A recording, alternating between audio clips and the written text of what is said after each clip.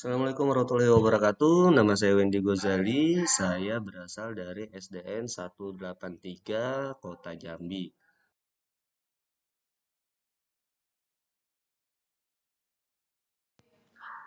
Assalamualaikum warahmatullahi wabarakatuh. Nama saya Wendy Gozali. Saya berasal dari SDN 183 Kota Jambi.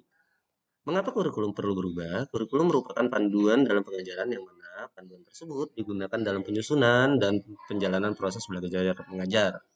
Kurikulum juga dikembangkan dengan mempertimbangkan beberapa hal, antara lain azas filosofis yang mana menempatkan ideologi negara sebagai basis pengembangan yang bertumbuh pada norma-norma yang berlaku di kehidupan bermasyarakat.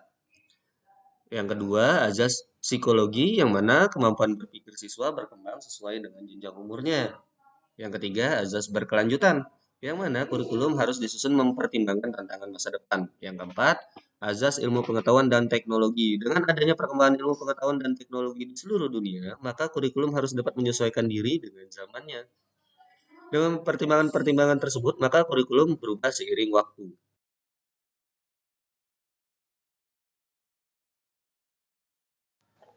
Perbedaan kurikulum 2013 dan kurikulum Merdeka. Yang pertama adalah pemisahan materi.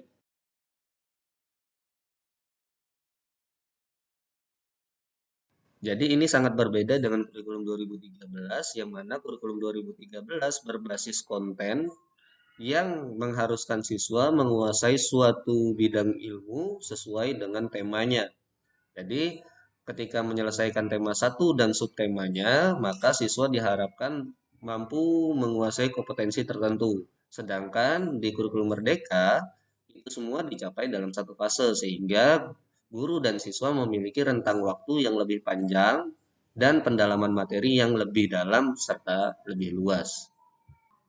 Di 2013, pemisahan materi berupa tema dan subtema. Tema dan subtema ini sudah ditentukan dari awal sehingga siswa tidak memiliki keleluasaan belajar berdasarkan gaya belajarnya masing-masing. Sedangkan di kurikulum Merdeka, materi dipisahkan berdasarkan fasenya sesuai dengan jenjang umurnya, yaitu fase A mulai dari kelas 1 dan 2 SD, fase B kelas 3 dan 4 SD, fase C kelas 5 dan kelas 6. Yang kedua yaitu kebebasan.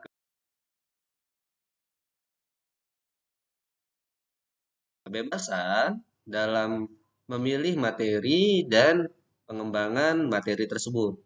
Di kurikulum 2013, karena pembelajaran berbasis tema dan subtema, siswa tidak memiliki kebebasan dalam memilih belajar dan gaya belajarnya sendiri. Sedangkan di kurikulum Merdeka, mereka bebas memilih sumber belajar dan belajar berdasarkan gaya belajarnya sendiri. Untuk itu, di kurikulum Merdeka tidak mengenal lagi RPP, namun mengenal modul. Modul ini disusun berdasarkan tujuan pembelajarannya dan dikembangkan menjadi alur tujuan pembelajaran. Sedangkan di 2013 kita hanya menempatkan kompetensi inti dan standar kompetensinya. Yang ketiga, luaran.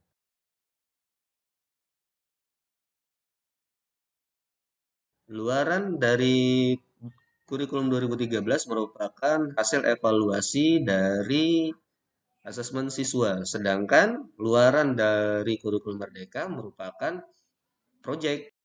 Pada kurikulum 2013, kita mengenal nilai kognitif dan afektif, yang mana penilaian ini berdasarkan dari pengamatan guru dan asesmen siswa. Sedangkan di kurikulum Merdeka, asesmen kita dibedakan menjadi asesmen awal atau asesmen diagnostik dan asesmen pembelajaran atau sumatif dan asesmen penilaian proyek atau asesmen formatif seperti itu. Jadi perkembangan siswa dilihat dari tiga aspek, sedangkan di kurikulum 2013 hanya mengenal dua aspek seperti itu. Maka kurikulum perlu sekali untuk berubah.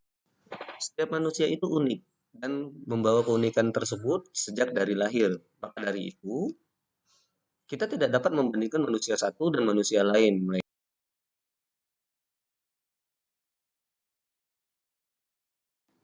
Jadi, perlu atau tidak kurikulum itu berubah?